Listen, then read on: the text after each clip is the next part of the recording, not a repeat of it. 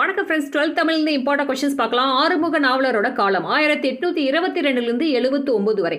அஞ்ஞான்று எல்லியல நாணாளி போதின் வாய் ஆழிவரம் நினைத்தே காலேற்று காலோட்ட புக்குலி என்று கூறியவர் ஆறுமுக நாவலர். எல்லி என்று சொல்லின் பொருள் சூரியன். இந்த கூற்றோட பொருள் பார்த்தீங்கன்னா, சூரியன் தோன்றுவதற்கு 4 நாளிகை முன்னர் கடற்கரை ஓரம் காற்று வாங்க சிறுநடைக்கு புறப்பட்ட போது. இதுதான் இந்த கூற்றோட பொருள். வசன நடை கைவந்த வல்லாளர் என புகழப்பட்டவர் ஆறுமுக நாவலர். புகழ்ந்தவர் பருதிமார் கலைஞர். ஆறுமுக நாவலர் பிறந்த ஊர் யாழ்ப்பாணம், நல்லூர்.